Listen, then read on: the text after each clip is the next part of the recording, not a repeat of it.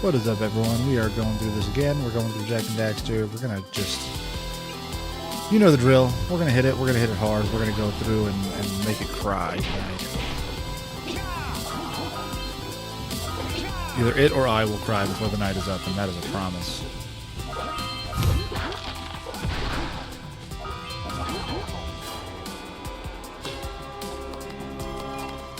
I don't know what it means for it to cry, but I'll come up with something before the end of the stream. Because you know what? I don't think it will be me today.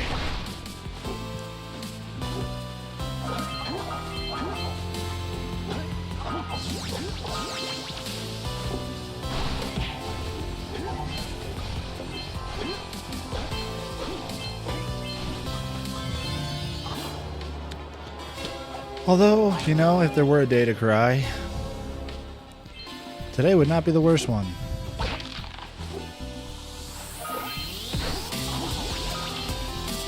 But it's hard to mourn the death of something that's been dying a slow death for quite some time. And you've seen it coming.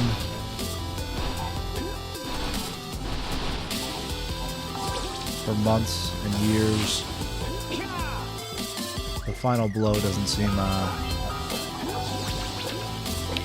quite as impactful anymore.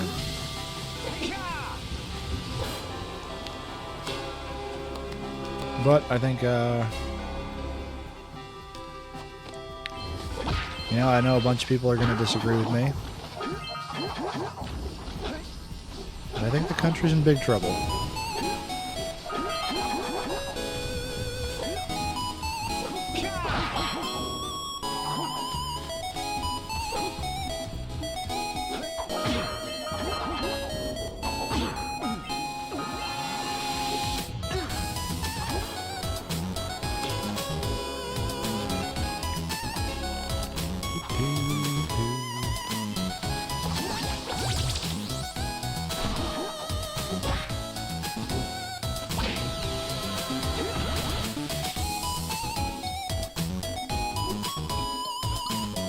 Gotta double check. I did.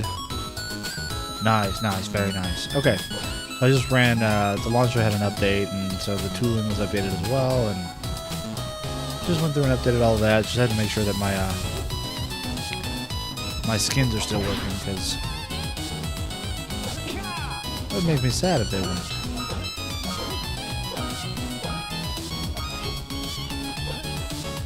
I went through and figured out how to get them working. Got them all how I like.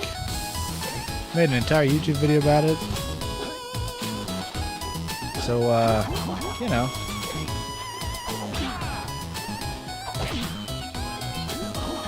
If it were overturned within the same month that I made that video and just completely irrelevant now, I would be quite sad.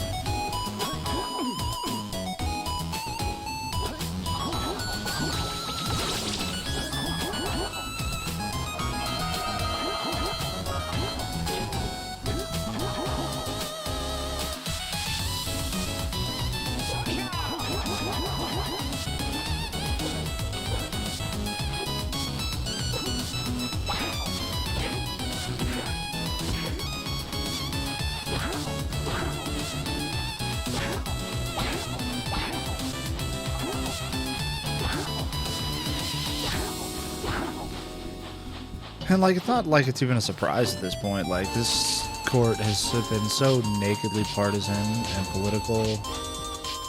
No respect to previous precedent, no respect to case history, no thought except to perpetuate some conservative ideological battle, like...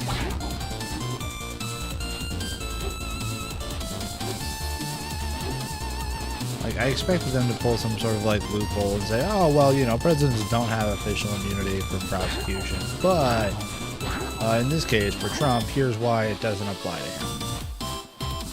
I did not expect them to go full, oh, no, presidents really are kings. There is no criminal prosecution. There is nothing possible for them, except, you know, when they're acting unofficially. Which, like... obviously we didn't define, so that can come back to them. So they can go back and say, oh, well, no, this is an official act, but this one isn't. And we get to decide that.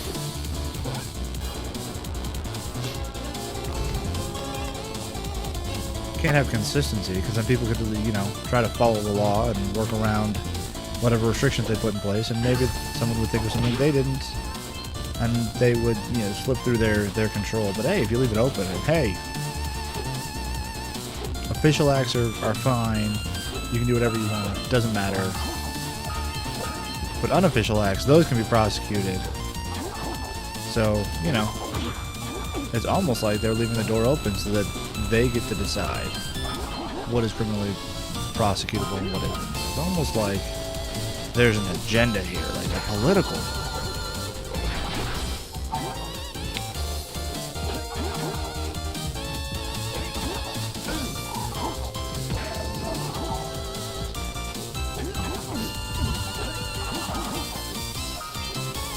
Just making up 3 categories of presidential action out of thin air, like. By the way, like, the number of political commentators that have used the phrase made up out of whole cloth today to describe this.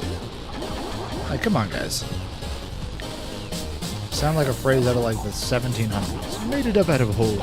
And I'm aware that's a phrase. It's not like they're all making it up, but it's not something you use in everyday parlance. It's not something you just say all the time. Like, it sounds unnatural. What are you doing? Why are you talking like that?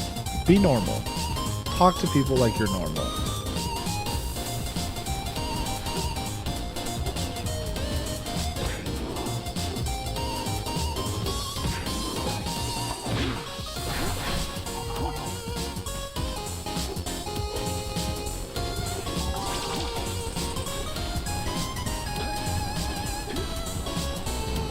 God damn, between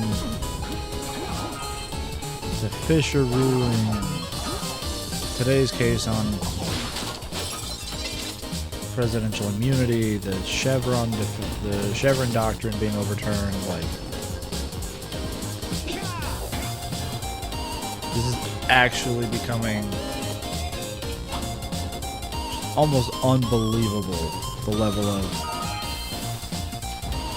just outright corruption and hypocrisy in the Supreme Court. Like, from the Dobbs ruling, like, it was clear they didn't have any kind of justification or principle for it. So it was clear that there was just, you know, an ideological decision that they wanted to reach, and they were going to come up with some way to do it. It didn't matter what. Like, my God, to have it so fucking blatant. I mean, if you're taking an originalist view, which they claim to be textualist and originalist, so let's take them at their word and think about this from an originalist perspective. They had just fought, or were in the process of fighting during the drafting of the Declaration of Independence and the Constitution, a war for independence from a monarchy. They purposely set up a system of government that is anti-monarchy. They split up power so there wasn't absolute authority. Their intention, as we're all taught in school about those checks and balances, was to make sure that no one individual had that kind of power. So for this court to come in and say, oh no, this is what the Constitution really means. It means that presidents are above the law. Like, what the actual fuck are you talking about? That is one of the most ridiculous things I've ever heard.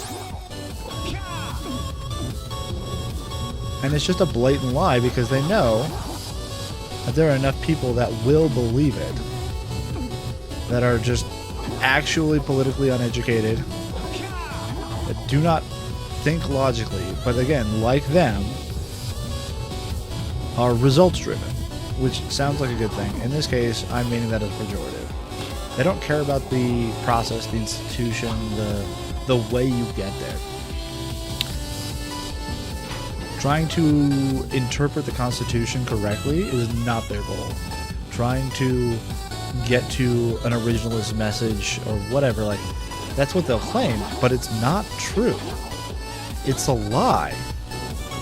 And if you doubted that at all before today, again, trying to claim that an originalist textualist reading of the Constitution means that presidents are above the law is asinine. It is absolutely untenable. You cannot find anything to support that in the actual text of the Constitution. That is, hey, we'd like it if this were the case, and we can make it happen, so we're going to make this the case. That's what this is. Blatant, absolute, ends justify the means, naked hypocrisy. We want presidents to be able to run around the law and do things that are corrupt when it benefits us. So we will say there are loopholes. There are times when what they do is above the law and times when it's not. And what dictates those times? What determines those times? Well, we do. The Supreme Court, because yes, obviously, they didn't say we do. What they did say several times and made clear in the 120-page ruling was that any criminal prosecution must determine whether or not the president was acting in official capacity, core constitutional, official capacity, or unofficial, and use that in determining whether or not this is valid, whether or not they can be criminally tried for it. And guess what? They made sure to put in there multiple times that is appealable before trial, during the trial. The former president can appeal that directly to the Supreme Court. Okay, I don't know about directly. Maybe they have to go to the appeals court first. But regardless, it will get appealed to the Supreme Court in those situations. As rare as they will hopefully be. But that's where we're at. The Supreme Court essentially just handed themselves the power to determine what is and is not a criminal act for a president. Or, yeah, in this case, just a president. But, again, I would love to see what their textual reasoning, the rationale behind it was, because there isn't. Read the Constitution and tell me that it says presidents are above the law. Go ahead, I'll wait.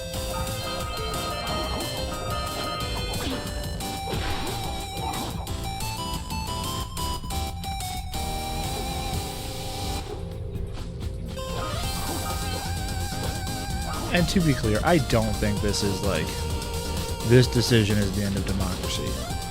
What I think it is a very clear, open, naked display of the contempt that several people in the high positions of authority hold for the rule of law, for the Constitution, for the country as it is and as it was intended to be.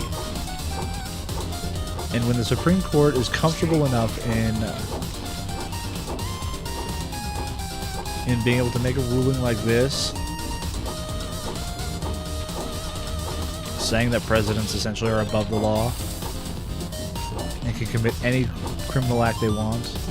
I mean, Sotomayor's dissent is,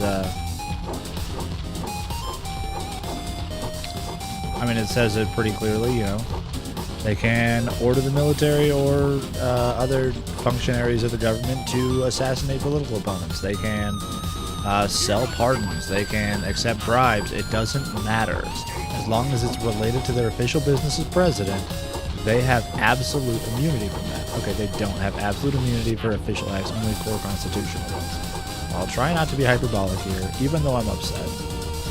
I will try to represent things fairly and evenly, which is something that many people don't.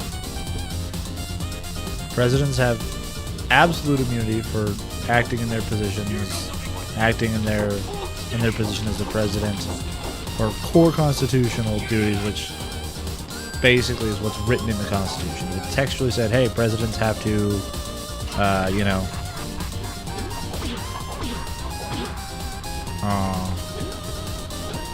appoint members of the cabinet, whatever like that. Doing those textually spelled out duties, they have absolute immunity. Okay, I'm not very creative, so I have a hard time seeing how those specific things could be criminal anyway, so whatever. That one is probably not the most impactful in my opinion. But again, I don't know what I'm talking about. Maybe there's some situations where that is actually a really bad idea. But regardless, that's where they have absolute immunity. They have presumed immunity in cases where they're acting in an official capacity, meaning, technically speaking, if they're acting in an official capacity, they can be found criminally liable, but the standard is so ridiculously high it's not going to happen. Like that's just the reality of it. Like, if a president can make a case that what they did was in an official capacity, which again, what that means is not defined anywhere, so if they think that they can get away with it, essentially, then they're good. No criminal liability whatsoever.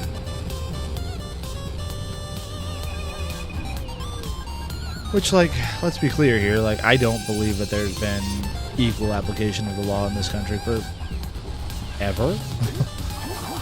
But especially lately, it's been pretty one-sided, and it's getting worse.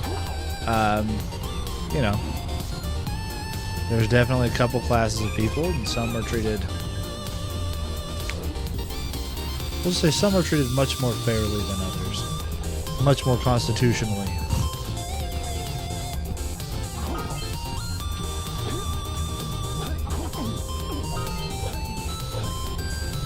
It seems like those are the ones that are always yelling about how unfair it is and how it's all stacked against us.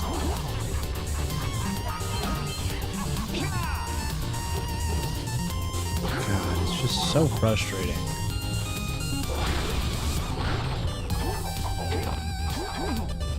I'm gonna die because I'm so mad. That'll show him. I lost in a video game because I was so mad. I'm sure that'll make them retract their ruling.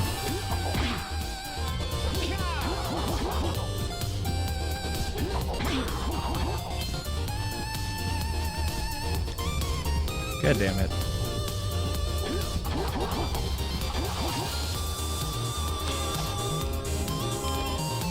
Gut the power of federal agencies. Overturned settled precedent.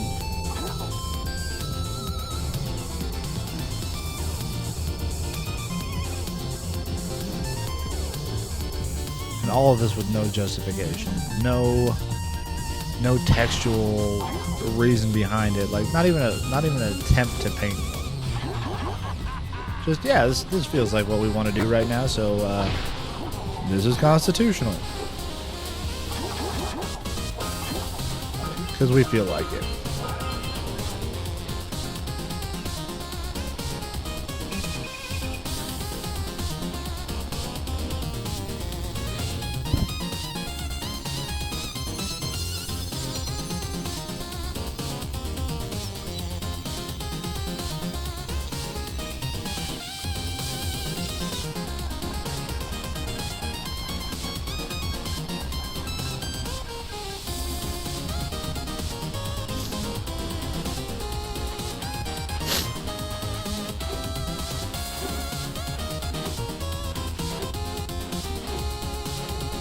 Here's the thing that really gets me. And kind of pisses me off a little bit. Like, it's not unexpected, and it is part of why I vote the way I do. And, you know, I'm biased. I think that the people that I vote for are better than the people that I don't vote for. Shocker. I know, I'm special and unique that way. But, like, you know for a fact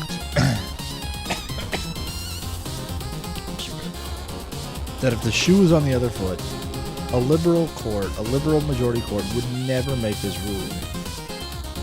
Why? Because they're so upstanding and moral, and they just have such better values than the conservatives? Not necessarily. I mean, for some it is. There are some that truly believe in, like, liberal principles and equality and things like that, and some that it's just, you know, it's popular and aesthetically beneficial to act that way. And, like, I think that's scum, obviously, but, like, I'll take any vote that I can get, to be honest with you. But The reason a liberal court wouldn't do this, excuse me, is because they know for a fact that if the situation were the exact same but reversed, there is no shot the conservative president doesn't use that authority and that power that was just granted to them for the remainder of their term immediately. Versus, let's be honest, do any of us think Biden's going to do anything? He's going to try to use that newfound power, that ability to use the office of the presidency with no personal consequences? No. Because he's an institutionalist, as are most liberals. They believe so strongly in the power of the systems of the government and the rule of law that they refuse to do anything outside of those norms and those agreed upon civilities and all that shit, because like that's what they respect. They respect the trappings and the pageantry and the systems rather than the outcomes. If abusing the power of the presidency meant saving hundreds of thousands of American lives, well, they would go to their grave knowing that those hundreds of thousands of Americans died to preserve the sanctity of the American institutions.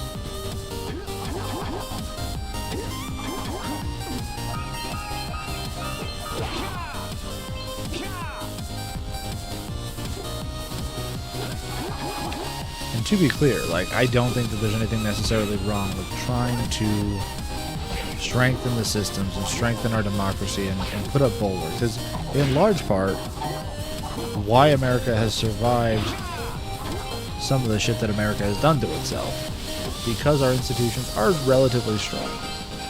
I will give them credit for that. They were split up and the powers were apportioned in such a way where it's very hard for someone to come in and take over just in one fell swoop. But I'll tell you what, that just got a whole lot easier after today. I think ordering the military to take action in some regard, whether domestically or abroad, would qualify as an official act as a president. I have a sneaking suspicion that it might.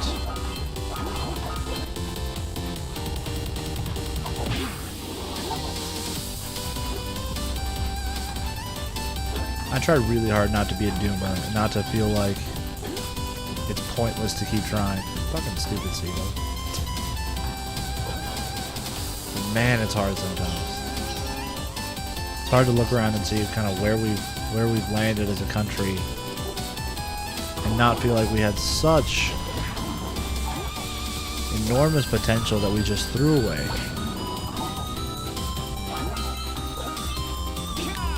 We took the opportunity that we had with the country that we were given, and we gave it away. We decided we would rather have a ruling class, stratification. Not just stratification, to be clear. I'm not saying, like, everyone should be equal. I mean, like, honestly, ideally, yeah, I would love that. But that's not realistic. That's not how the world works. There's going to be an upper class, a middle class, a lower class. But my God, over the past half century, we have been racing towards, well, I mean, erasing the middle class, first and foremost.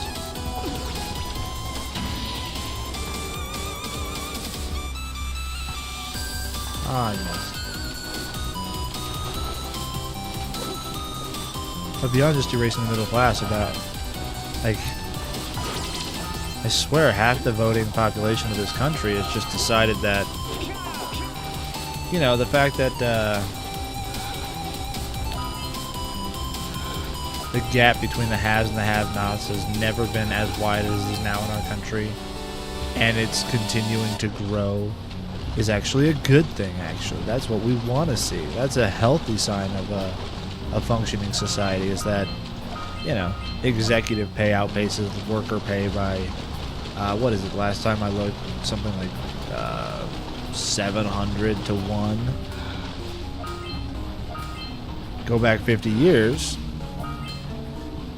Coming closer to 60 now, before Reaganomics. And that number was closer to 20 to 1.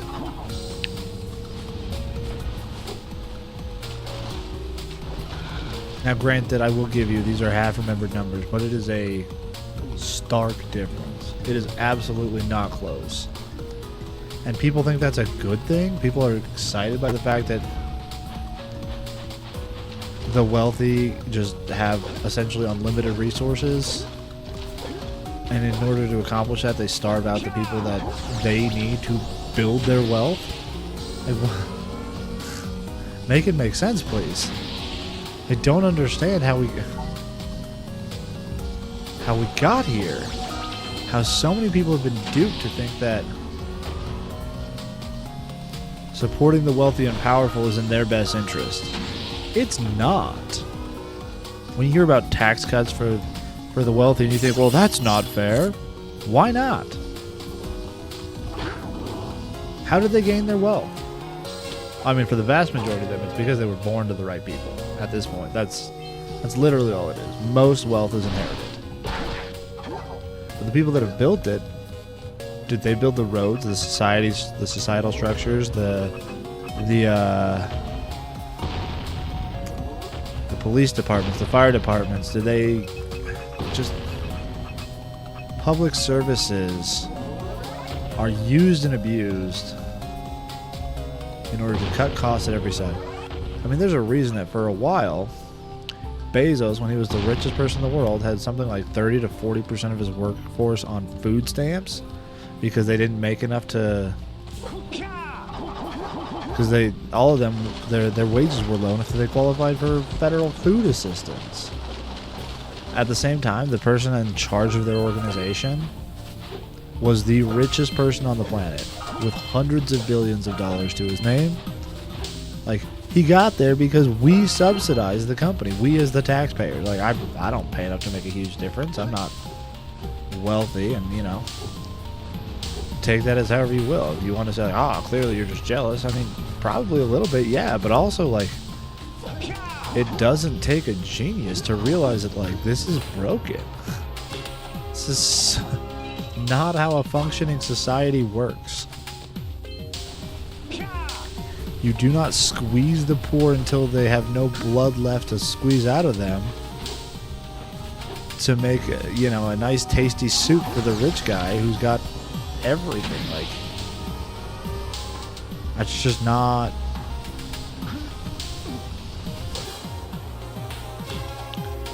It's not the world I want to live in. It's the world we do live in, and it's the world that I will die in. I do not harbor any illusions about massive sweeping change in my lifetime. Or my children's lifetime. God damn if it doesn't hurt sometimes. Seeing opportunity after opportunity after opportunity that we have put in front of us to make changes, to start moving in the right direction. And we just piss it away. Some people actively try to throw it away because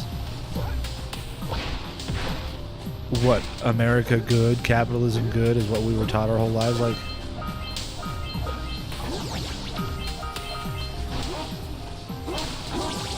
fucking dog.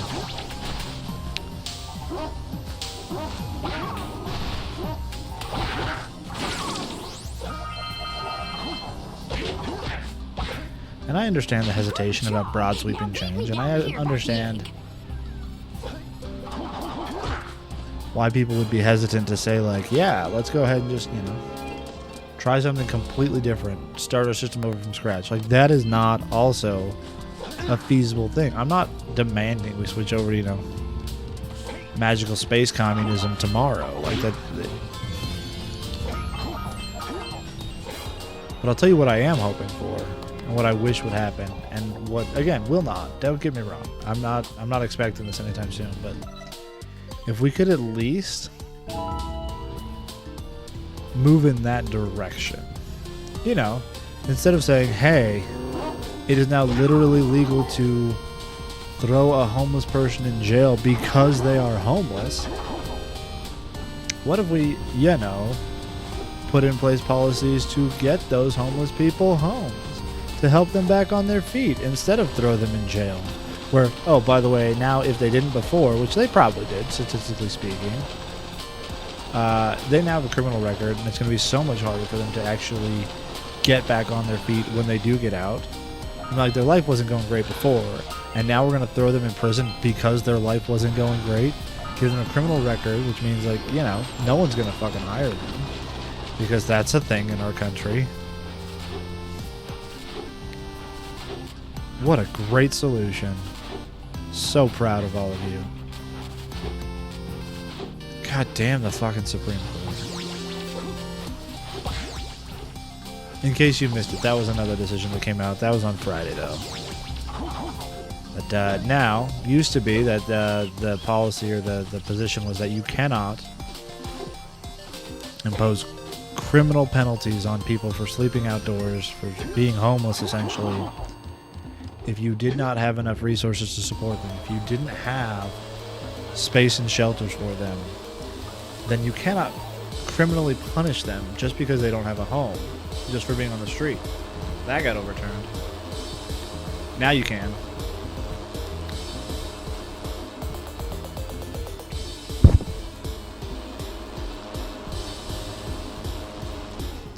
I look forward to the next session of the Supreme Court when it will be ruled that actually the buying and selling of human beings is not actually that immoral, as long as, you know, you get their consent first, right? Like, it's okay for someone that owes you money to sell themselves to you in slavery. Nothing bad could ever happen from that. And I'm being a little facetious, but also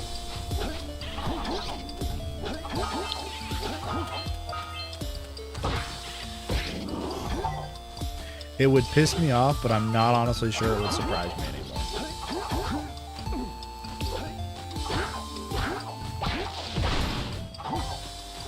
Well, you can't kidnap people into slavery, but you can trap them in predatory loans, and when they can't pay their debt, then they can be slaves. You can own their contract until they die.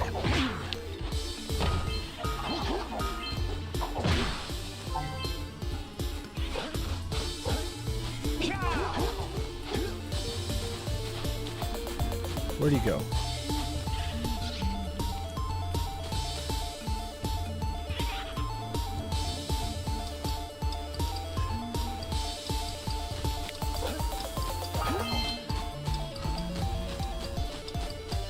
And then not long after that, another session or two, the ruling will come down that actually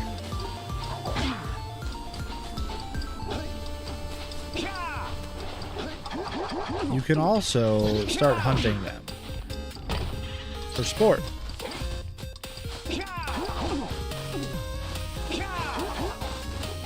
Again, only if they were legally put into slavery.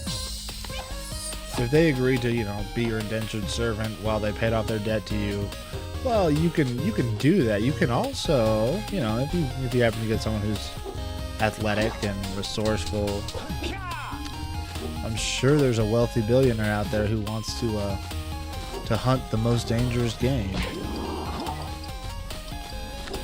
I mean, obviously, you have to give them a sporting chance. You give them a day's ration and a head start, and you know, you're in a fenced-off area, a couple miles square. I don't know. The details need to be worked out, but essentially, why not give them a chance? Say, hey,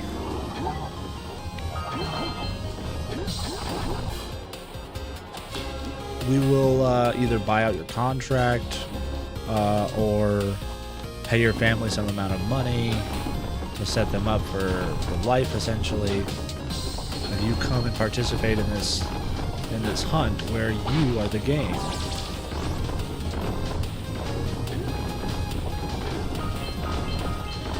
And of course, these proud billionaires and multimillionaires and rich people that have never fucking worked for anything in their life will go out there with their high-tech gear and their scopes and their thermals and their fucking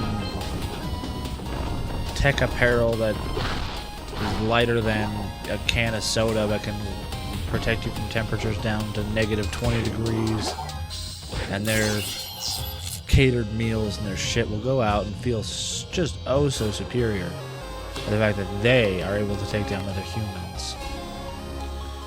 And hey, they had a fair chance. They had a head start. We gave them an advantage, and I'm still better than them. And they will see no irony, no hypocrisy, no problem with that. And it's just... Yes. I know that I'm yelling at straw men. I'm just pissed tonight. That is not a real thing. That is not a thing that's happening right now. And I would honestly be surprised if we go that far in my lifetime. I'm not saying it's impossible.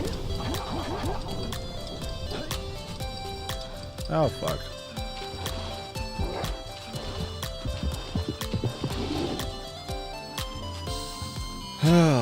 I'm just saying it feels unlikely to me.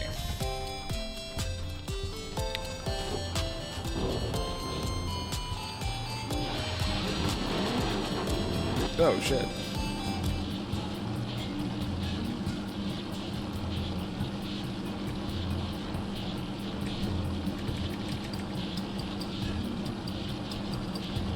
Is my keyboard not enabled?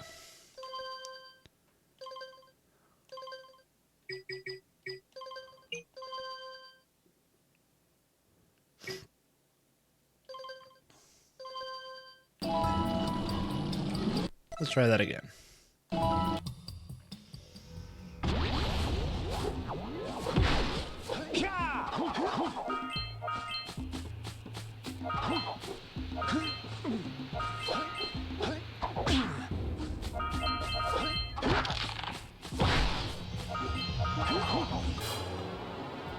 Happy birthday to me. Happy birthday to me.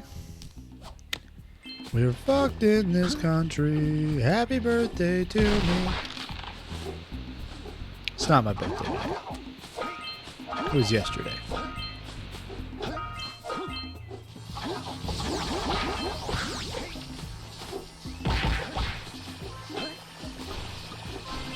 Shit.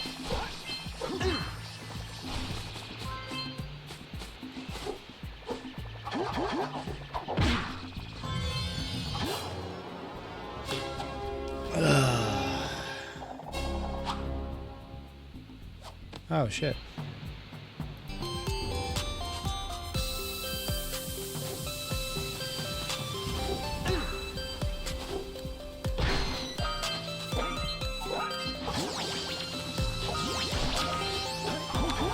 And to be perfectly clear, like, I hate Trump.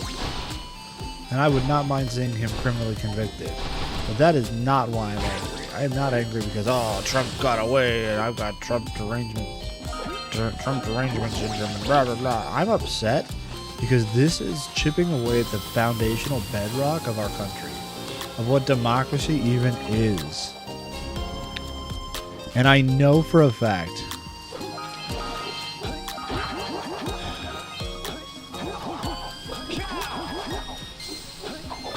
that a good chunk of the people that I grew up with, that I love, that I hold dear, will just see this as a win for Trump.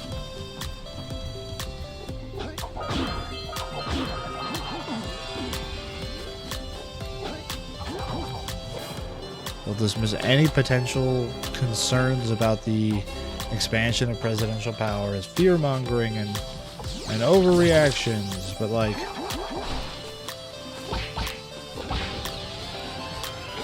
again, when you have such a broad definition of the term official acts, which, no, there's no definition. And such a strong fucking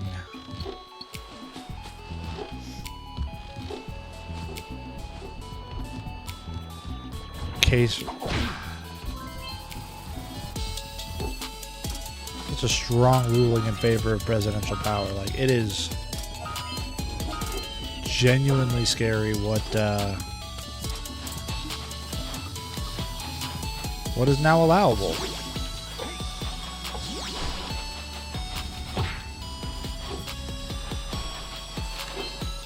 I thought it was so funny listening to like journalists try to cover it rather than political commentators and other things. Are like, oh well, I mean, like, yeah, Sotomayor was saying, like, you know, you can assassinate somebody and you have immunity, but like, can we get real here? No one's gonna do that. That's not gonna be a thing that we need to worry about. I'm like, are you kidding me? Your issue to, hey, this ruling leaves open this incredibly dangerous possibility and again grants the power to the president to make that decision themselves, and your response is, yeah, that's not gonna happen though. Like, why is it a thing that is even a possibility? Why are we just out here shrugging our shoulders and sticking our heads up and going, oh, no one's probably gonna do that? Like, no, fuck that. If we're going to keep these institutions around and we're going to continue to pretend like they mean something, then they better goddamn well act like it. At least pretend like you're trying to preserve the rule of law. At least pretend like you're trying to preserve democracy. Like, again, that's the scariest part about this to me. It's not the ruling itself, but just what it signals about where we are as a country. We're like, we don't even have to pretend anymore. And you will get, I mean, like, this ruling will not change many people's votes at all. But somehow one bad debate performance from Biden will. Like, let's be real here, folks. Nobody is out here voting for Biden because they think he is the best person in America to be the president.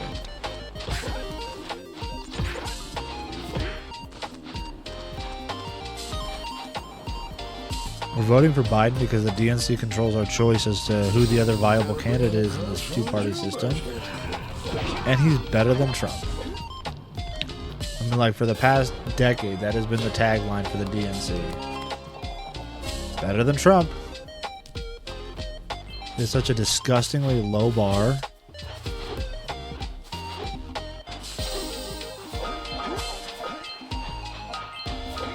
But for some people, the performance at the debate on Thursday, where he was, he did a shit job, like absolutely awful. I'm not sure he'll live till the election at this point. I don't know. I'm not a doctor. My grandma was way sicker than him, and she lived for like a year at that point. He sounded slightly better in his response to this ruling, but also it was like a fucking 2-minute response. It's not like it's hard to pull it together for that short of a time. And it was, I don't think it was live. I'd have to double check, but especially if it was pre-recorded, like, who knows how many takes it took to get that. Like, I'm under no illusions about Biden's cognitive state or his I guess acuity and sharpness. He's not all there anymore. Let's be completely honest and transparent. But neither is Trump. And between the two presidencies, I know which one has gone better for the country. The funny thing is, MAGA people and Trump supporters will sit here and tell you Trump was the best thing for our country. He made us great again. It was the best time for us and all that shit. But you asked him to name one thing that he did, one policy, they got nothing. Because the problem is, Trump is charismatic. Trump is very, very, very much a personality. Like him or hate him, it's hard to look away. In a way that politicians aren't. So yeah. He can get away with things that politicians can't because, again, he's charismatic. And is that shitty? Absolutely. Is that fair? No. But it's the reality of it. So many people support him because he says things that they want to hear. Because he He says things in a way that they're used to hearing it from people that they look up to, from people that they see as authorities, from people that they see as respectable.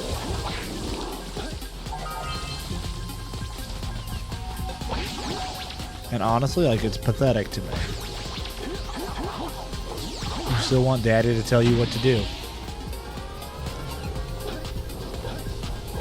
You're upset because your life is shit. And you want to know who to blame. And he says, blame the Mexicans. And you say, yeah, those goddamn Mexicans. I hate them.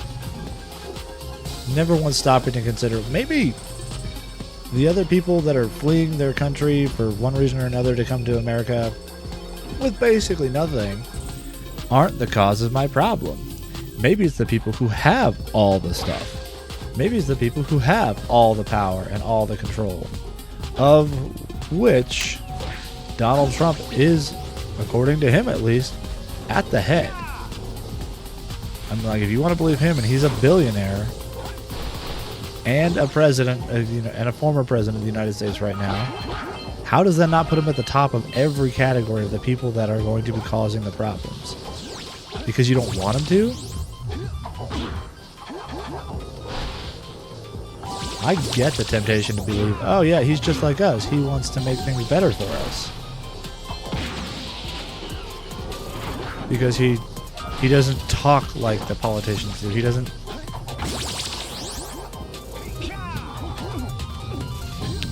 make you feel looked down on and demeaned as much as they do, because he tells you that you're one of the good ones. You're the temporarily embarrassed millionaire. You're not like those other poor people. They did it because it's their own fault. You, it's their fault. It's actually the other poor people's fault that you're poor. And yeah, like, honestly, we've had an issue in this country for a while. Again, for the past 40 or 50 years, every decision we've made has been in favor of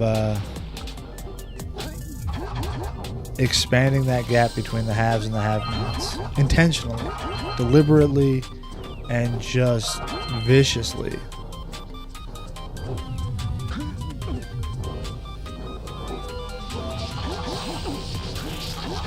But enough people have bought the lines about personal responsibility and poverty is a choice, and like, oh, if only you would just stop buying avocado toast, then you could afford a house. And not asking why in any given city, look it up. Look at the closest major city near you. Look at the number of homeless people in the city or in the metro area. And then do one more Google search for me. Look at the number of vacant properties in that same city. You're going to find orders of magnitude more vacant housing than homeless people in any given area. People talk about how it's a supply and demand problem. It is not. I reject that framing. And like, I get it. There's some areas where there's just no space for more people, and there is legitimately supply area, and that can be true very locally and very sparingly. For the most part, it's because housing has become an investment property. It has become a vehicle for the wealthy to make more money, rather than, something that most people need to survive. It's just an investment tool to them.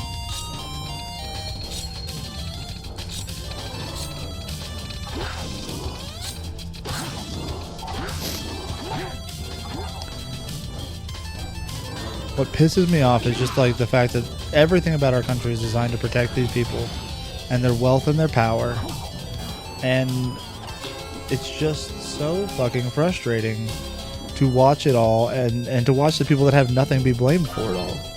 I mean, like, the example that I heard a while ago that stuck with me is like, if it's a freezing night outside and a homeless man breaks into a department store, just breaks the door and walks in to not literally die out in the cold, they can be criminally prosecuted and will be to the fullest extent of the law for that property damage. But the fact that we have open houses, open spaces, heck, even that store that they broke into can literally leave them out to die in the cold by themselves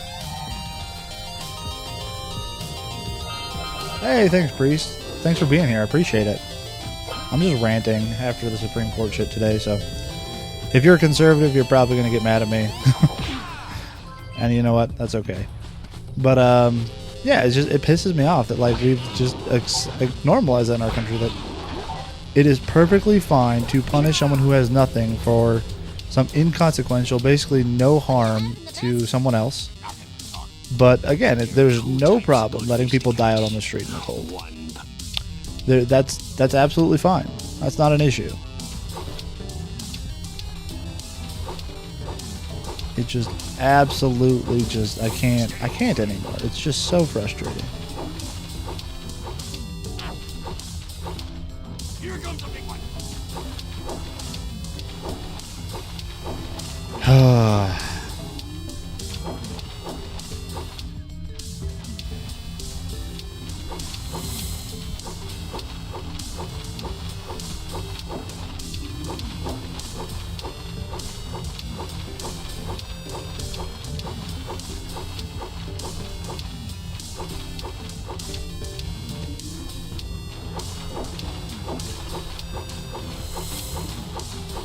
Steady, boy.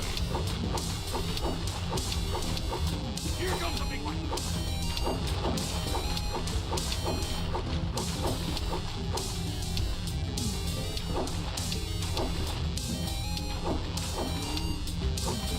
Hold steady. You're almost there.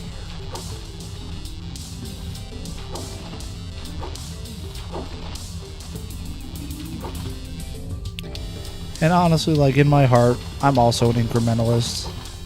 I know there are people who are like revolutionary and want to say, hey, I'll overthrow everything right now and let's just build a new world and in the ashes of the old one. And you know what? I'd take it, but also it's not ideal. It's not what I want. It's not what I want to see.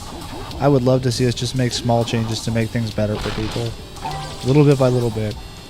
And does that mean that more people are going to suffer in the meantime until we get things worked out? Yeah, probably a little bit. But also, if you don't think that that's going to happen in a violent revolution either, which I don't even think would ever happen in this country, but like that's absolutely going to be death and suffering and pain either way. So I don't know. I'd like to work within the structures of power that exist, but it's tough.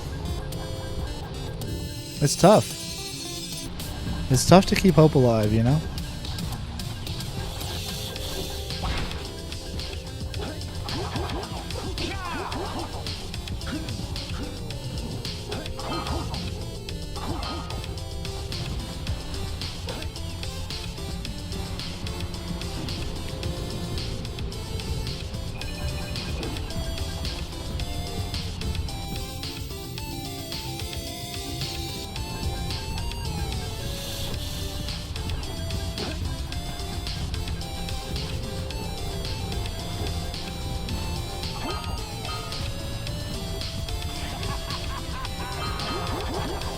Oh well, I guess there's always the chance that Biden wakes up from his nap and puts on some sunglasses and decides to do something, since he's now essentially a king, but let's be real, that's not gonna happen.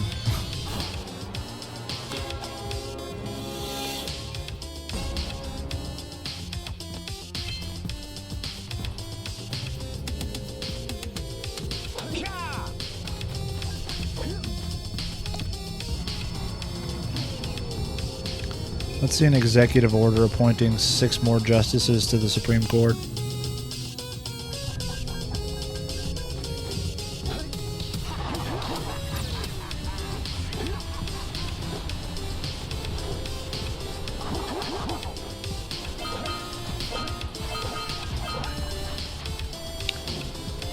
And I'm sorry, I normally don't actually talk about politics on stream.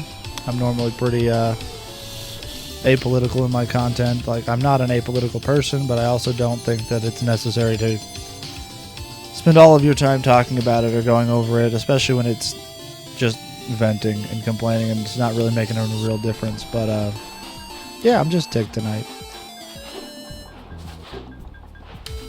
Between all the rulings on Friday and today, it's just been very frustrating.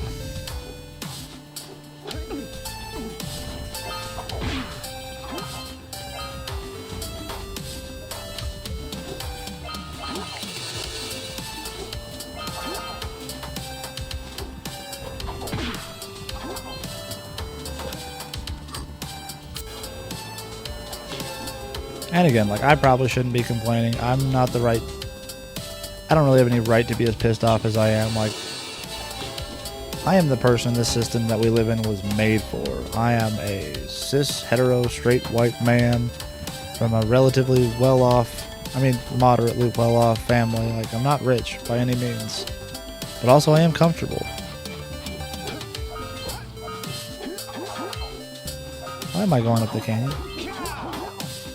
What am I doing?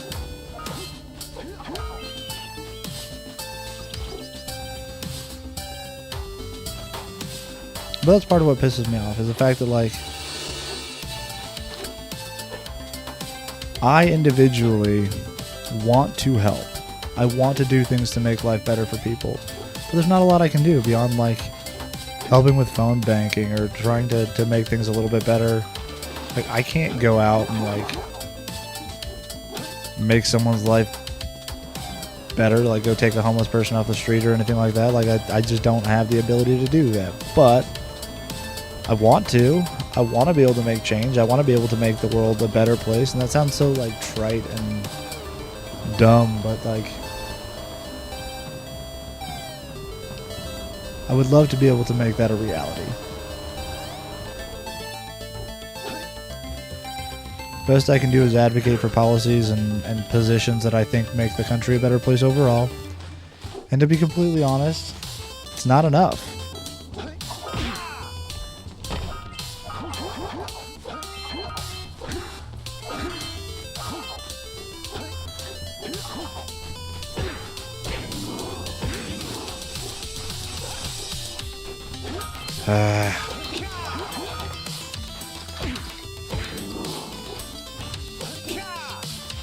Stupid news.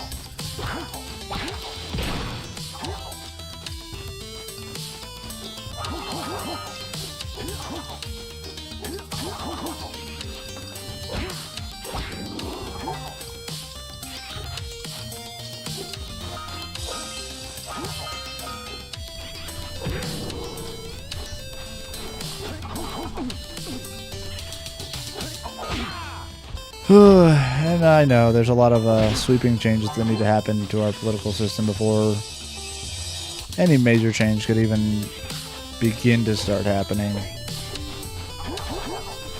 You get rid of Citizens United, stop the power of lobbying. This guy always reminds me of love that scene. I'll never not giggle at that.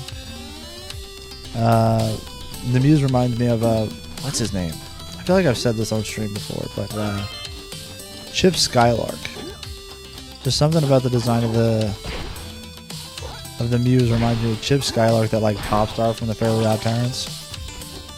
It's only gonna make sense if you grew up around the same time I did with that specific show, but if you know, you know.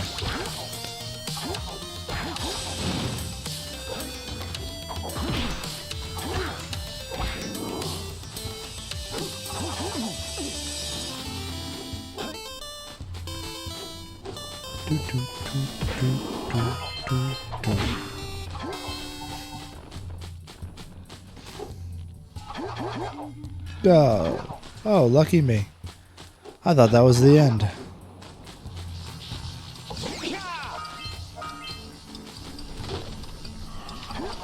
I hate those little purple guys.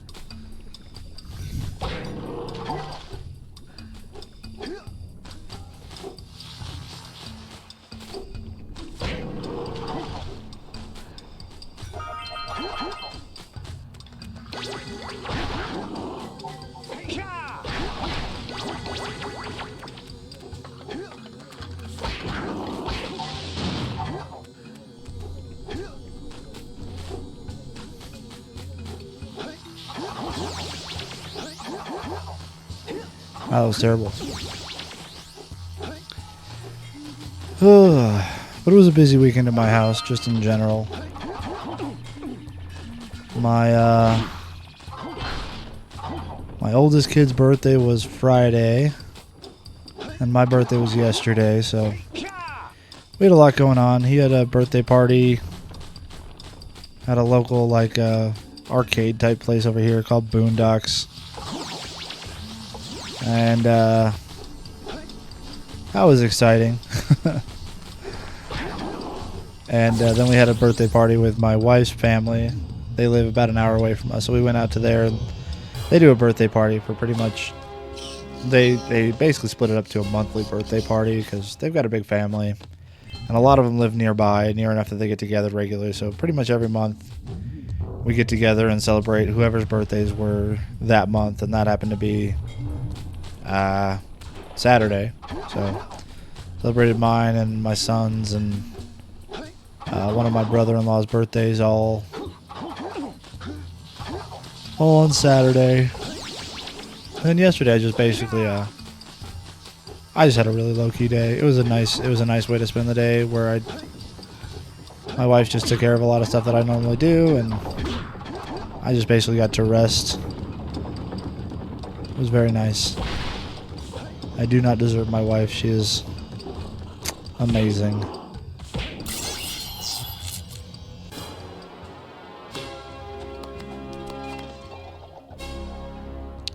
But we went to Boondocks, right? And like, I don't know. I feel like I must be getting out of touch with things or something, but like,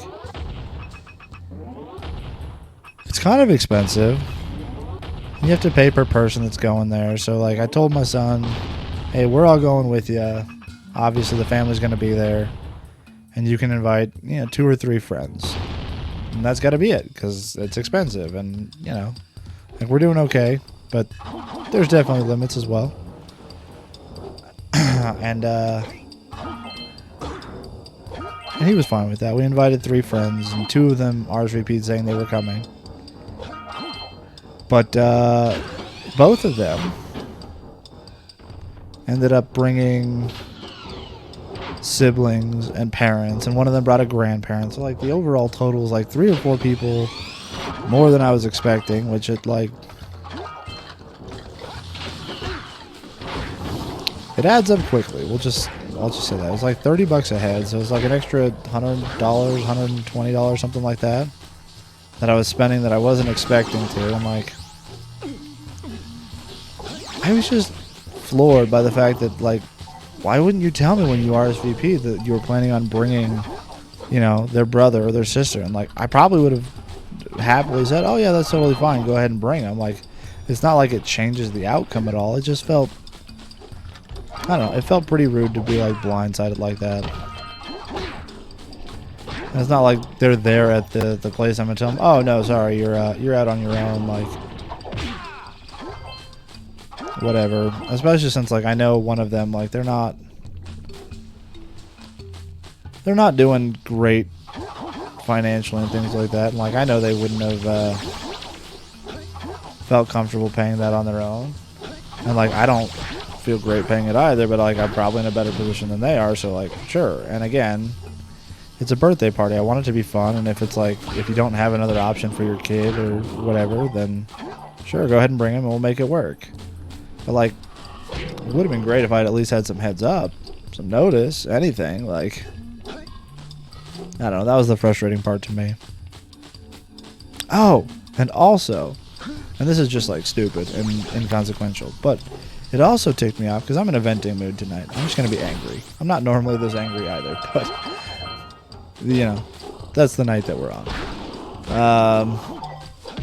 We're there at like the arcade place, and like, what was covered in the price per person was 2 attractions, what they call them. So they've got bowling and laser tag and like this, like one of those like motion simulator rides where like you're in a seat and the seat's on motorized pistons or whatever. I don't know. The hydraulics where they, it moves around and tilts you back and stuff like that.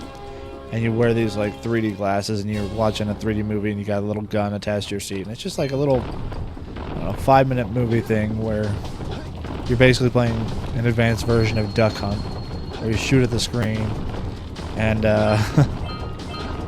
and the seats move around. And it is really cool. It's like a dark ride, and the effect does work really well. So that's one of the things. And like bumper boats and go-karts or whatever.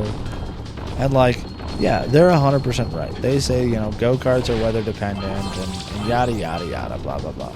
Well, and that's fine. Like, I get that. Like, obviously they can't control the rain, and it is what it is.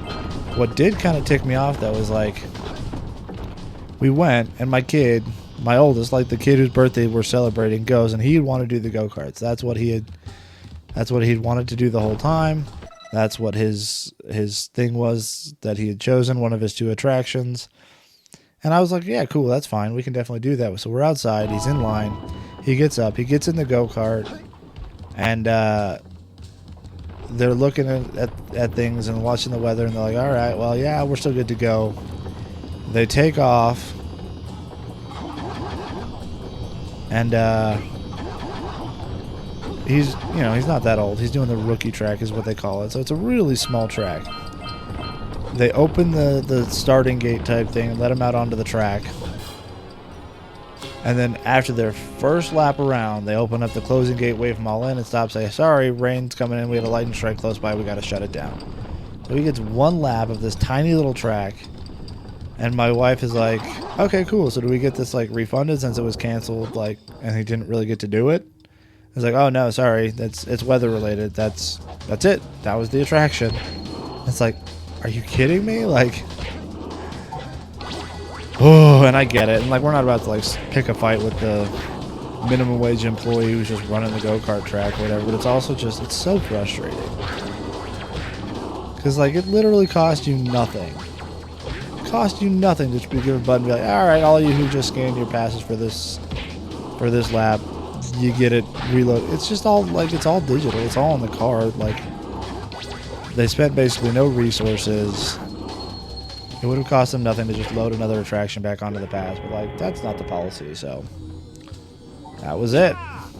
So honestly, like, I just went inside and I paid another $10 to give him another attraction that he wanted to do, and like, he didn't have a problem. It's not like my kid was throwing a fit or like, because he probably wouldn't have gotten anything then. But like, he was just like, oh, okay, I guess that was it, and he just like kind of accepted. And I was like, that is not acceptable to me. Like, that's not how this was supposed to work. You were supposed to get like, I don't know, at least 5 or 10 minutes of driving, not like 30 seconds.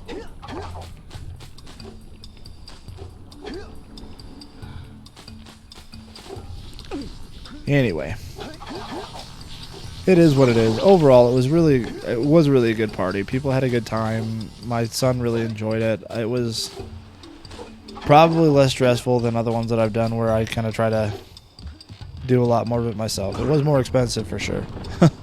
For sure. But, you know, it was good. I'm glad he had a fun time. It's one of those things where it's going to have to be, we don't get to do something like this every birthday, but like maybe every other year you can pick like a place like that and limit it, like, because yeah, it gets expensive and things are expensive these days.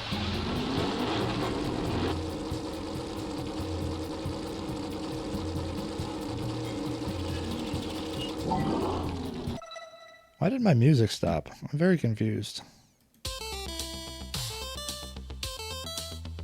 Oh, because it was the end of the... I don't have it on repeat. Well, start it over.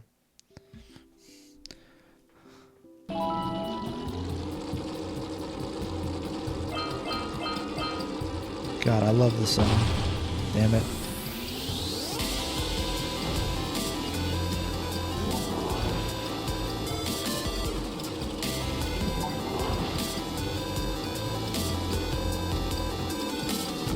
Go get him, chase him down. We got this. Yeah, there we go. Also, like, I'm convinced that I am just not very bright. I decided that today, when it's already 90 degrees outside, today's the perfect day to run the self-cleaning cycle on my oven. It's like, oh, it won't make that big of a difference. It's already hot anyway. I was very wrong. It makes a huge difference. I started it right before bedtime for the kids. Ah, that scout fly screwed me. Slowed all my momentum down. Oh well, we got this. Yeah, so we started that like just before bedtime, like an hour before bedtime. I was like, okay, this isn't too bad. And then bedtime takes, you know, for the little ones, it takes almost an hour between getting them into PJs and brushing their teeth and reading books and singing songs and drinking milk, and everything that goes into that, like just the basic part of putting them into their room for bed, it takes a while. By the time I came back out, man, it was an oven in there. The oven is not in my kid's bedroom, but we have a pretty open concept house, and upstairs on the landing above where the kitchen is, it was toasty. It's done now. Fortunately, it's only like a 3-hour cycle, so it's not too bad. And it's at least it gets nice enough during the day. Not during the day. The day is awful. During the night, then I can open windows and like air it out, and hopefully it'll all cool down a little bit. Is that everything? No, I didn't grab the last lurkers. Oh, I just didn't grab the power cell. Nice. Baller! It's funny, I used to say baller ironically. Like when I was a teenager, I thought it was like so dumb, and I made fun of people who said baller. And now it's just become like a regular part of my vocabulary. I don't know why I want to say vernacular. That's like not a word that I use. Like, you know. Alright, I think I'm good with Misty though.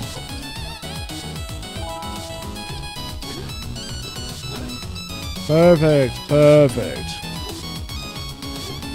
Oh, I missed the bridge.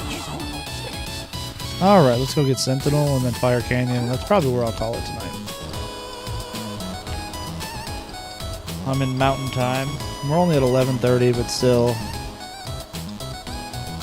I got a busy day tomorrow. Gotta get some sleep.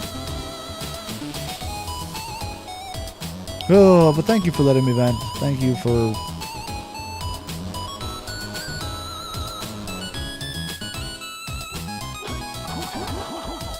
for whatever, you know? Like... I'm really, really excited to see how many people this pisses off when I post it to YouTube. Or hell, maybe this will be one of mine that gets like 0 views. I have no idea what makes a difference on YouTube. My most viewed YouTube video is one that I posted just a couple weeks ago. I think it was my stream from the 18th. And I have no idea why, but it just took off for no reason. And I say took off, like I think it's got like 40 views.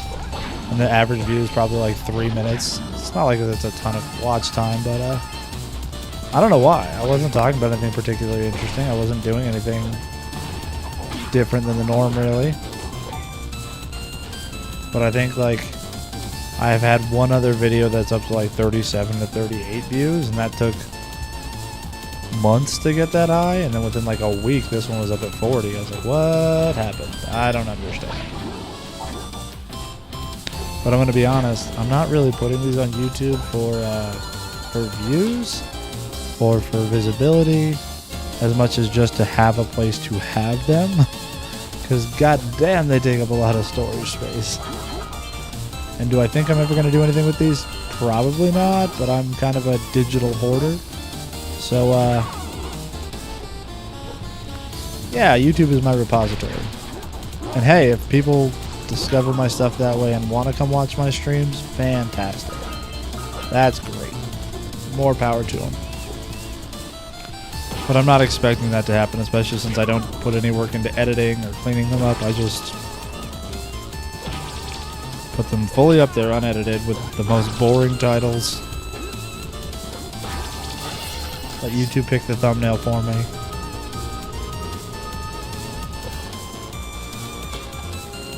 I keep feeling like at some point I'll probably decide to put some more effort into it and actually like probably try to make some shorts content, stuff like that, because, you know, that trends.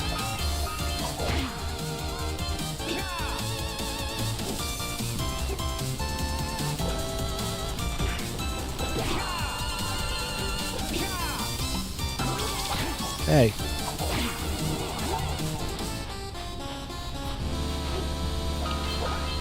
I've got to learn how to do some editing first for that. I've edited a few little things together and done some light editing. I just Haven't spent a whole lot of time. And I'm not sure, like,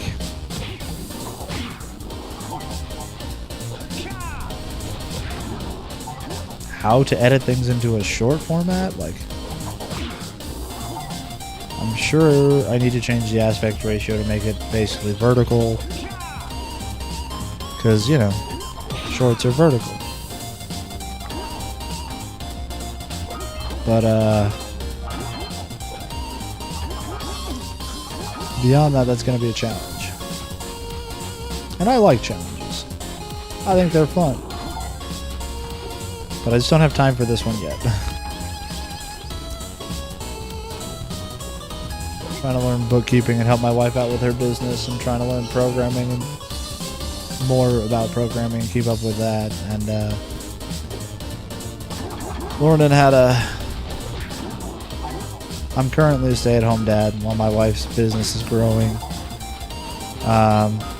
Just taking on the responsibility. We got 4 kids, and I look after them full time and try to do some web development on the side.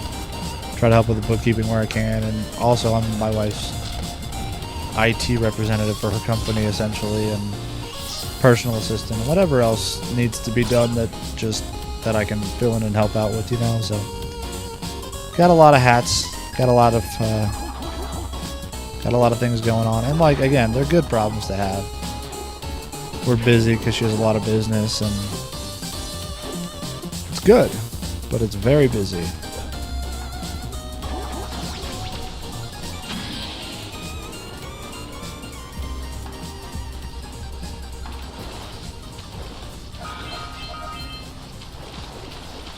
So streaming and YouTube and content creation is all kind of very much a low priority for me right now. Just a hobby, just something I do to kind of unwind and relax and have fun. And I've only been streaming for about 6 months now. My original thought was, oh, you know what I'll do to kick off my streaming career or whatever? I'll just go ahead and beat Jak and Daxter without dying, and once I finish that challenge, I'll move on to new games and other things, and maybe play Baldur's Gate 3, or maybe Elden Ring, or something else, because, you know, I like more than just Jak and Daxter. But this challenge has proved far harder for me than I thought it would, and here I am. I've streamed a few other games in the meantime, but I'm not going to quit on this. I'm gonna keep going until I get there. I've got 6 months of streams on the same game, and that's not even counting all the time that I play off stream trying to practice and get good. And the videos I watch to try to watch, like, how to learn to do things faster and more efficiently and things like that. And you know, I'm just hoping if I keep putting in the time, eventually I'll be able to make it, but I'm not there yet. I'll get there, eventually. There's a reason I made the last line of my bio. What I lack in skill, I'll make up for in perseveration. I can't think of words. Perseverance? What I lack in skill, I make up for in perseverance. I am not an excellent gamer, but I don't quit.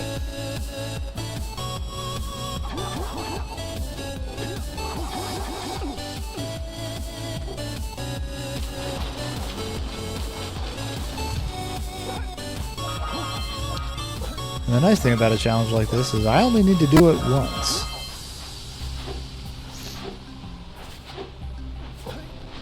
Gotten real close a couple times. I've made it to Snowy Mountain, which is the third to last level, depending on how you count it. Around 75% of the way through the game.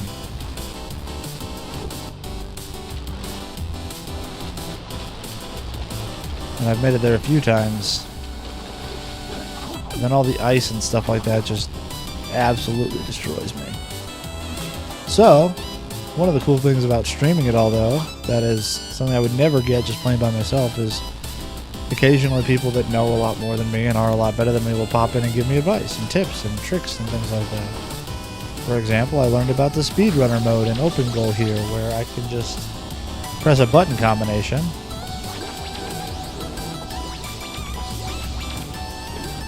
Or in my case, because I made a macro with that button combination, I can press one button now. Except that I have to be actually on the right screen.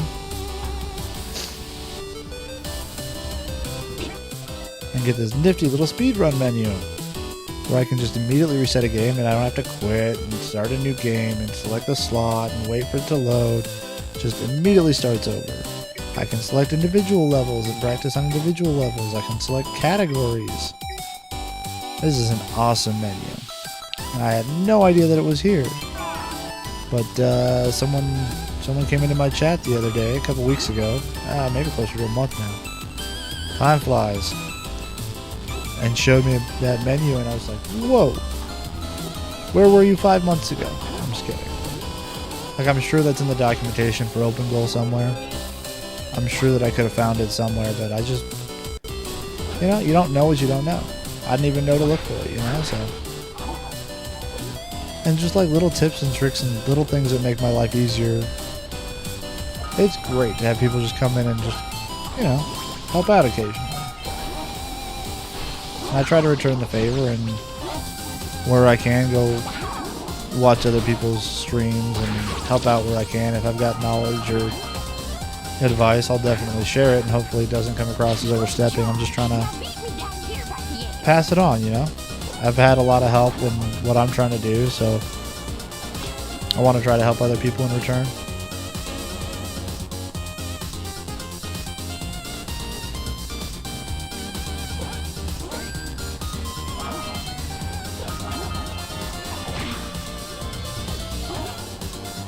Was that the last power cell?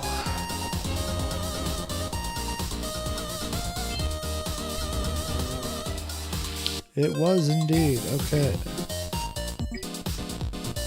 Huh. I'm missing one orb. Okay. Well, that'll be fun. I'm guessing it's just at the top of Fire Canyon, but not sure. Let me double check something.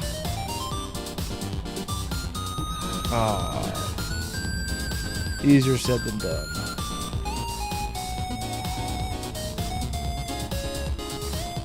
I just built myself a new keyboard.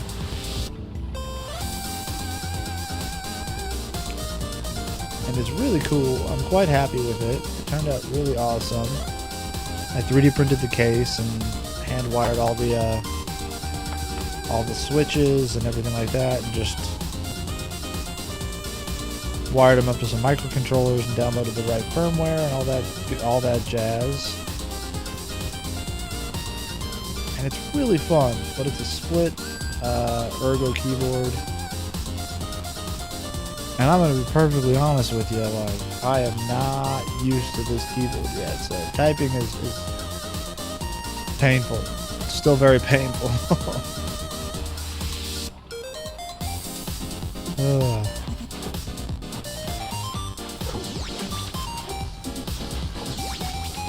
And I don't mean painful as in like carpal tunnel. I mean painful as in like I am so bad. I'm trying to spend like 15 or 20 minutes a day just in typing practice again. I gave back the muse already? When did I do that? Why don't I remember this at all? Oh well, cool. That's done. Let's go talk to Mr. Mayor. Actually, I'll do my uncle first.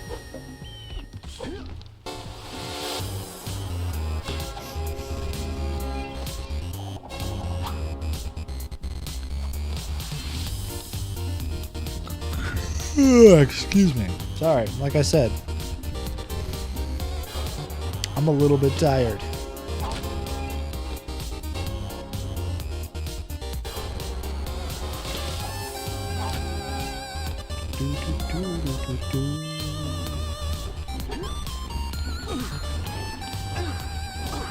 Come on.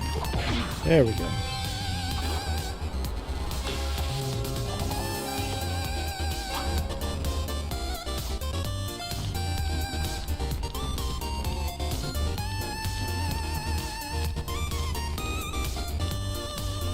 So funny. Sorry, I logged into my Twitch page and happened to see that I got a badge for watching Elden Ring Shadow of the Erd Tree content. But I don't think I ever actually watched anyone playing that. Like, I might have seen someone playing it on, like, the home screen of Twitch. Not because I'm afraid of spoilers or because I don't care about Elden Ring, but mainly just because, like, I don't spend a whole lot of time watching Twitch. And that feels like kind of a bad thing to admit out loud. Like, I'm here trying to stream on Twitch, but I don't spend a whole lot of time watching other people, so, I don't know. It just strikes me as almost like hypocritical or something. I'm not sure. But regardless, it is what it is. I don't have a whole lot of time to watch, and so I don't. And sometimes I'll stream on it anyway.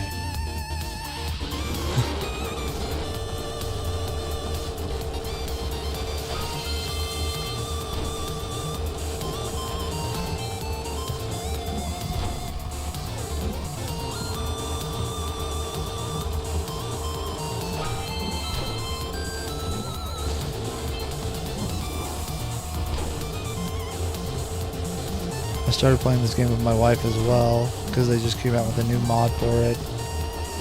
It's like teamruns.web.app, I think.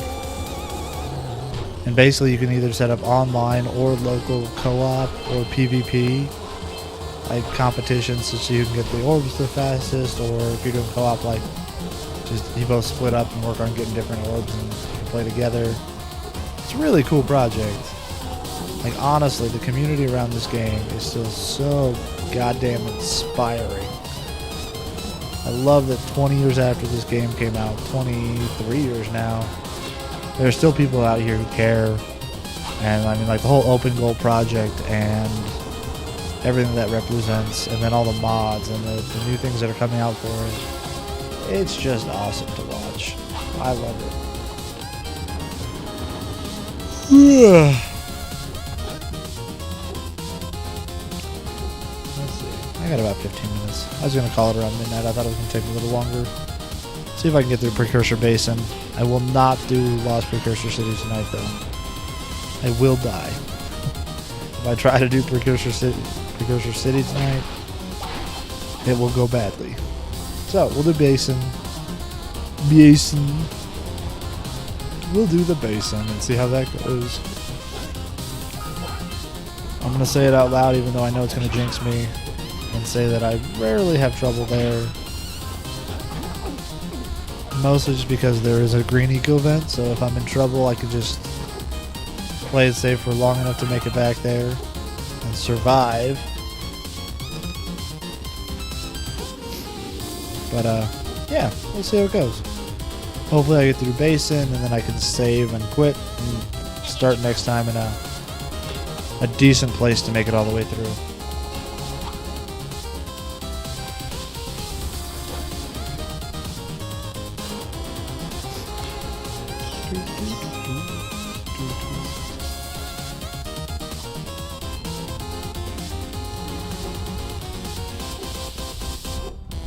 Plus, if I'm honest, I just think the Precursor Basin's a really fun level.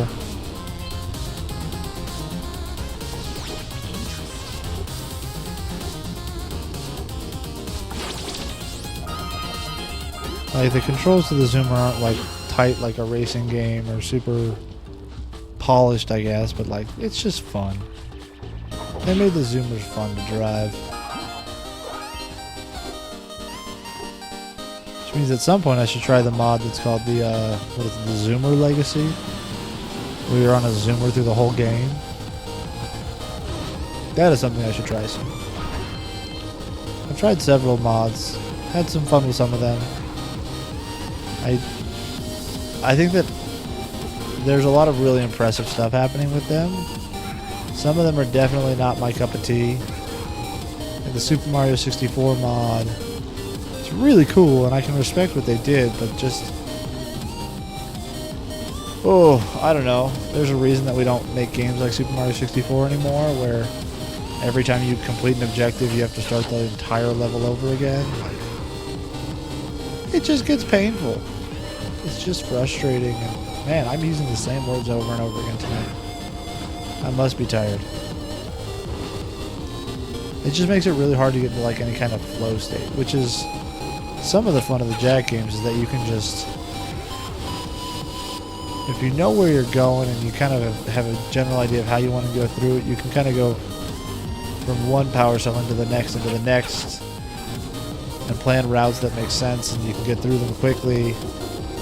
And when you make it so that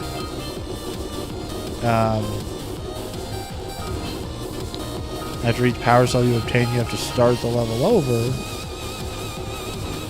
Well, you can't really do that anymore, obviously. It just ruins the whole flow, the progression. And like, again, I get the appeal of that, and that can be fun if that's what you're going for. That one's not gonna be for me though, Chief. This ain't it.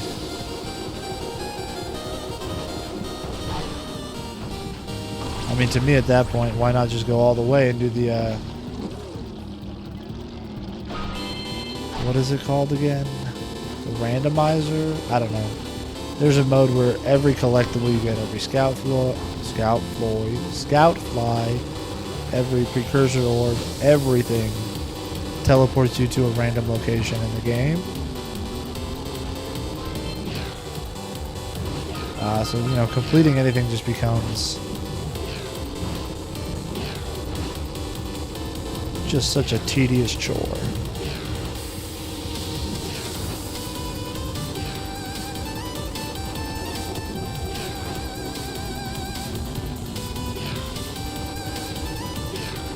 And I haven't tried that one yet, but maybe someday I will. When I decide that I hate myself more than I do today.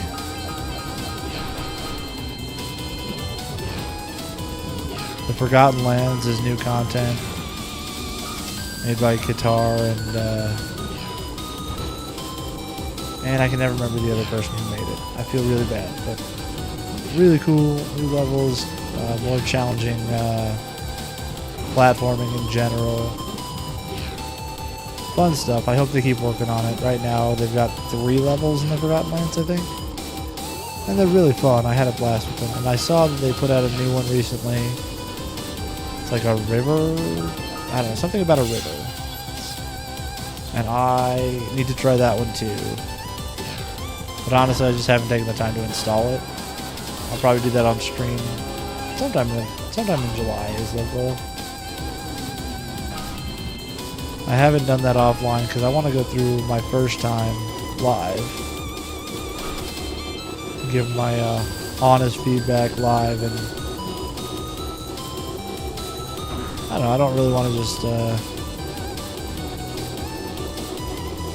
ruin the surprise or whatever. There we go. Let's do these Dark Eco bad boys. Not gonna lie, once I get past that first hub world, all of my efficient strategies kind of go out the window, and I'm just purely vibes based in my order of power cells. I just spend more time learning strategies for these later hubs. Again, not that I am a speedrunner. I am for sure not. I don't have the skill, time, patience, whatever for that. But I can use their strategies to save myself time. Wow, you came out right as I was done.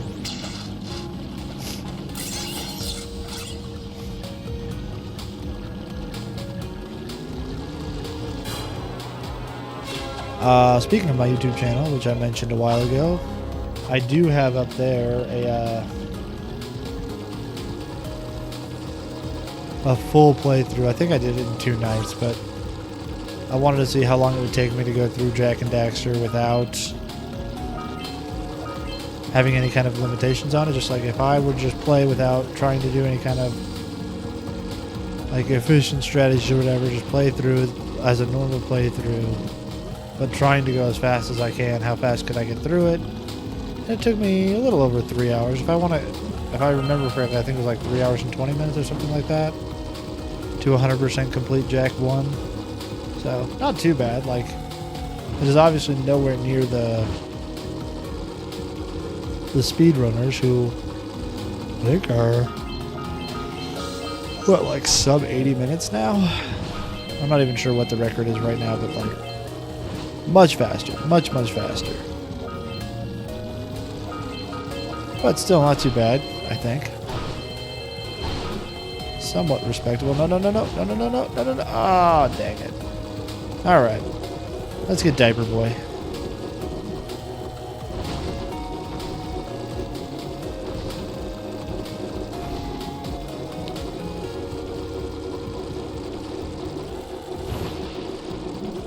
Oh, I still haven't beaten the time yet, have I? Man.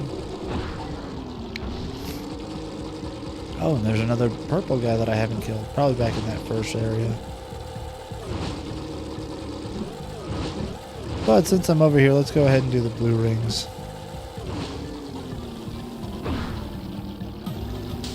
Sorry, I looked over at my music to see why it got so quiet. And ran into a wall. Skilled play. Oh wait, I didn't actually get that power cell. I gotta go back across the top again.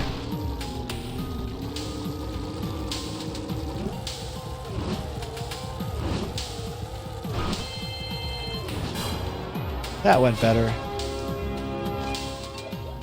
There we go.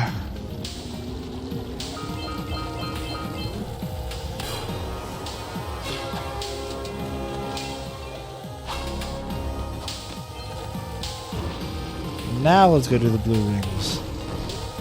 And then I'll cap it off with the race.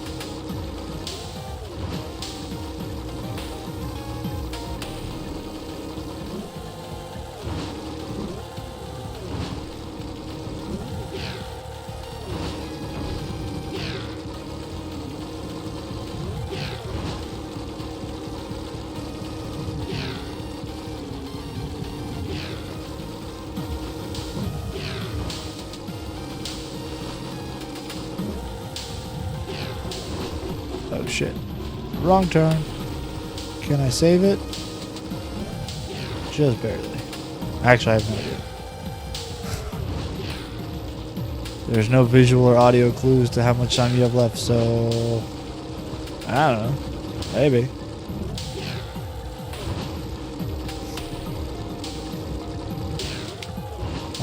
All I know is I'm still in the game.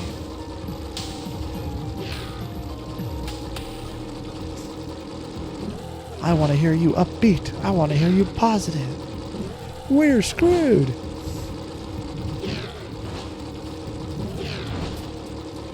I used to love that movie. I still love it, but I used to too. I haven't seen it in a while though. 10 Things I Hate About You. Joseph Gordon-Levitt. Julia Stiles. Classic.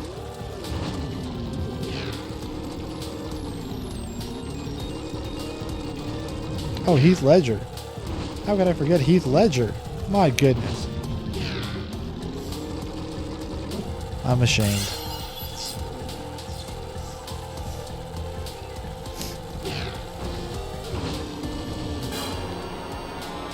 Alright, what all do I got left to do?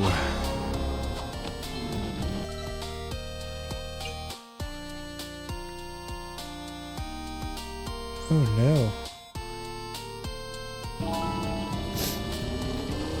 Oh no, I know what it is. I gotta get that last lurker.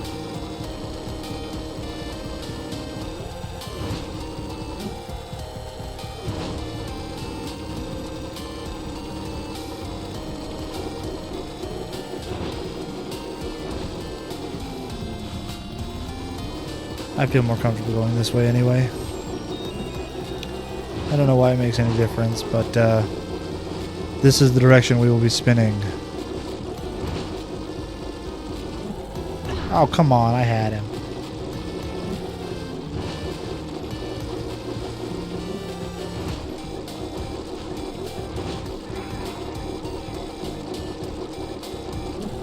There we go. That got him.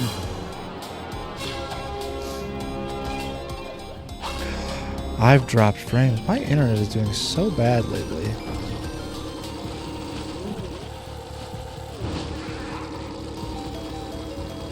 I don't know what's up with it.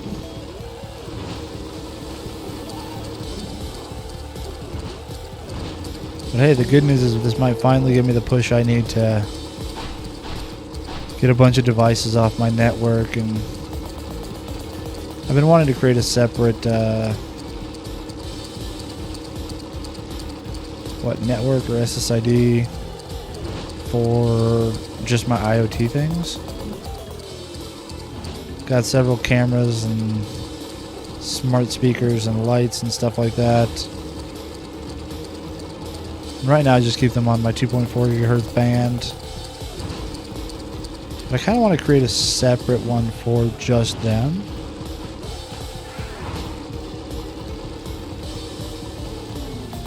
And then maybe make a new network for everything else, just because honestly it's been a long time since I've updated my password and security. Oh man, I gotta update a bunch of passwords too. Digital health is annoying. Health and safety. But it's important.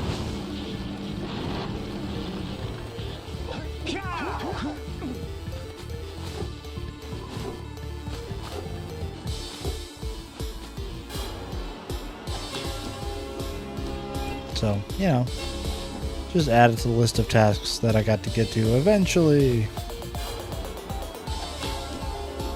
I'm just waiting to find out that one of my passwords has been compromised, and then it'll get bumped up on the priorities list.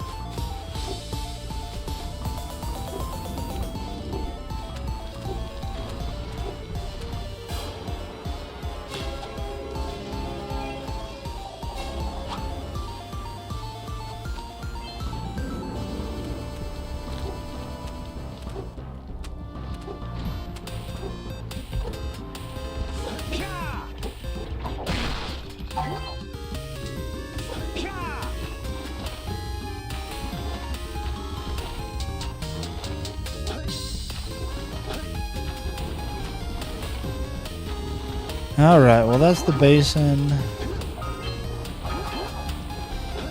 Not too bad of a night tonight.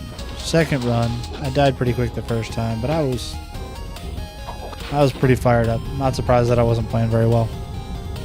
Like I said, I'm not going to do the basin. Not basin. I will not do the Sunken City, the Lost Precursor City tonight, just because I will die. It's just a thing that's going to happen. It's too late. It's midnight here now. I will screw it up. So, we'll call it here for tonight. I really appreciate you being here, spending time with me, and just hanging out. As always, I hope you have a great night. Take some time to be kind to somebody else, and don't forget to be kind to yourself as well. Take care. Bye-bye.